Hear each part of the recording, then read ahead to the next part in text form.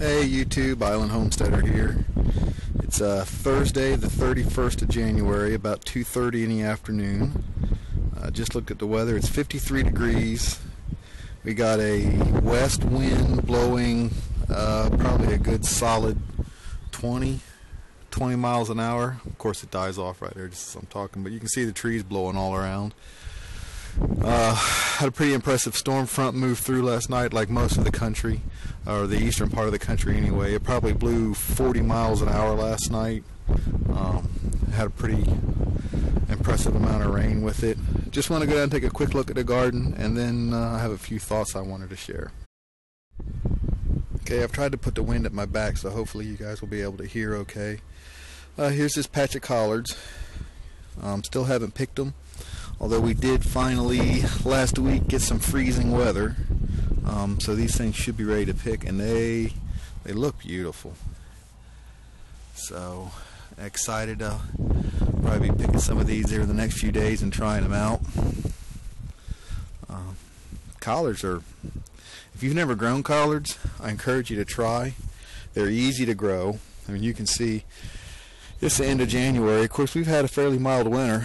We have had some cold weather, but you can see how beautiful these things grow and how beautiful they look even in winter. So I'm sure up north it would be a little difficult to grow them, but they're pretty hardy plants. They're delicious.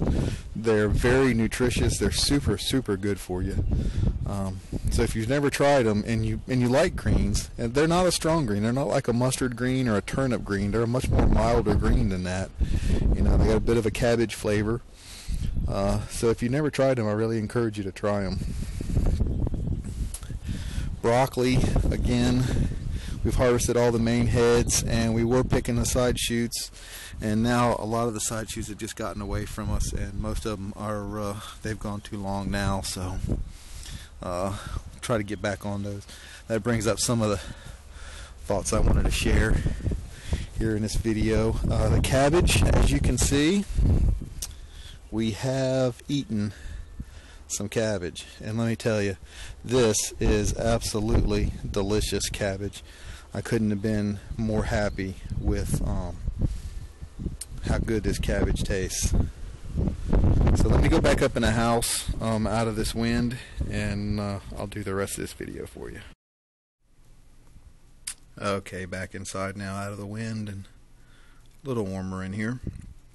So I was saying, out in the garden at the cabbage patch, you know, we've picked some cabbage and we've ate a few meals off of it, and it got me to thinking about you know, the whole role of self-sustainability or self-reliance that we're striving to do a better job at, and just what we did accomplish this year, what we didn't accomplish, and maybe what I would like to accomplish this coming year. So well, let's see, I had some pictures I wanted to show you. Here's my the Island Homesteader Facebook page if anybody is interested. Only got 13 likes, so not a very busy page right now, but I do use it to post pictures and keep, you know, up to date on what's going on in the garden and stuff. But that's not what this video is about.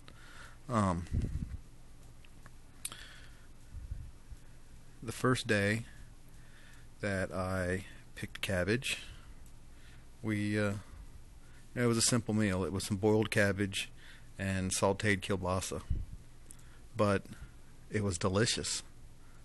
And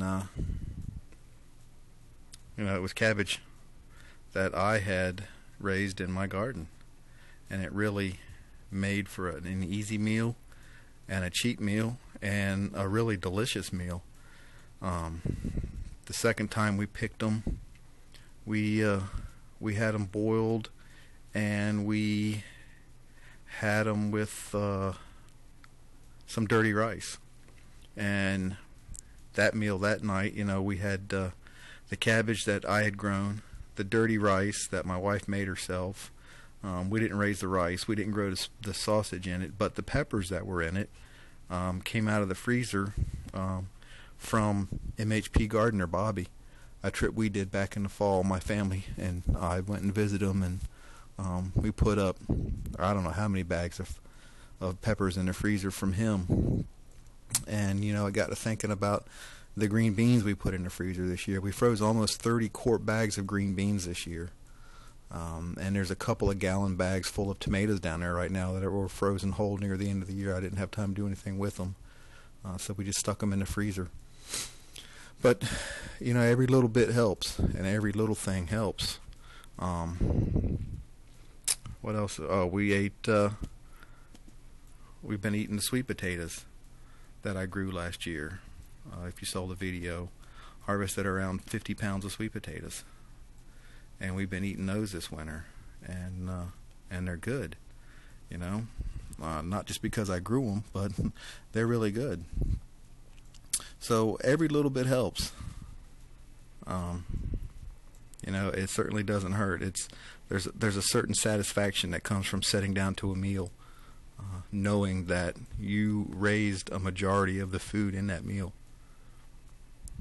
So, what maybe are we looking at doing this year? Well, let me go show you a couple of things. A lot of you, I'm sure, will recognize what this is all about. We've been making our own laundry detergent since just after Thanksgiving. We've made this first bucket, and I'm probably getting ready to empty what's left in that bucket into the container that we use down at the laundry machine, or the washing machine. And so that's 2 months that we've made our own detergent. I haven't had to pay for detergent to do clothes. We do a lot of clothes around here. There's 4 of us in the family, 2 teenage girls who both cheerlead and do stuff after school, so there's a lot of clothes that are involved in all of that. You know, the end of December and the whole month of January is duck hunting season for me, and every time you duck hunt, yeah, there's an amount of clothes that are involved in that.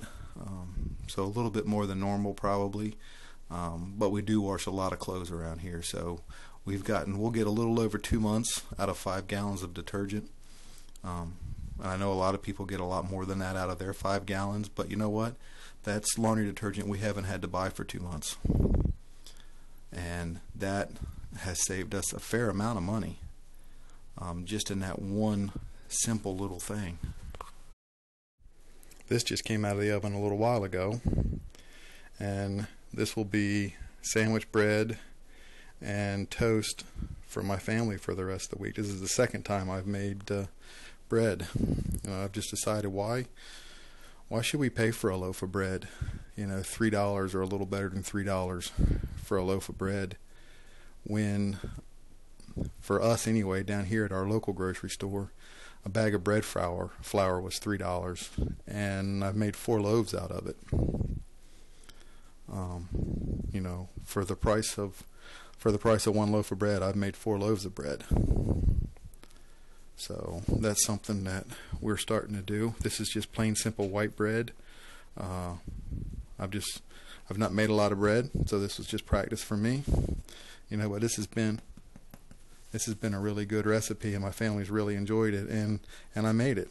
So again, there's a lot of satisfaction that goes into that. So the next thing I'll be working on is a honey wheat bread, because that's what we really like. We're not big white bread fans, but this was the easiest one for me to try to get started with and get comfortable baking. So I'll be moving on to honey wheat bread shortly. But we don't have to buy loaf bread. So, and I do have one more thing I want to show.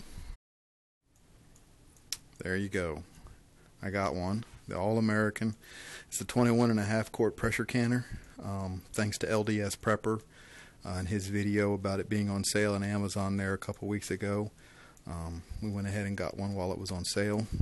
So this summer, hopefully, we'll be putting up, instead of freezing all those green beans that we froze this year, we'll go ahead and can them. And that way we'll have them sitting here in case of a hurricane or whatever. They'll be on the shelf, and we'll be able to eat them and not worry about them falling out and going bad in the freezer. So thanks LDS Prepper for the video. And Lowbuck, if you're watching, we did order it through your link to Amazon, so I hope you enjoyed a little bit of the the proceeds from that. But you know, every little bit helps, folks. I just can't help saying that. That's where I'm going to leave it. Every little bit helps. So just as we're coming into this new year of gardening and whatever, just look around. Think what things you can do for yourself. You know, some things are easy. The laundry detergent, man, that was so easy. The bread, it's really easy, and you can do it yourself. You know, you don't have to pay big business for that. You can do it yourself. So just look around. I challenge you to look around, look at your lifestyle. It may mean slowing down, not going out so much. You know, whatever it is, just look at your life and see what it is that you can do for yourself instead of relying on somebody else to do it for you. All right, so that's all I got today. All right, you guys, thanks for watching. Thanks for supporting me over this past year. I've really enjoyed this. I really enjoyed starting this channel and doing videos, and the feedback that I get from videos and interacting with other people through their videos. It's been really exciting to me. It's been really interesting. So thanks for watching. Thanks for supporting me. Looking forward to good things to come this year, I hope. And I hope everybody has a good year coming, and God bless.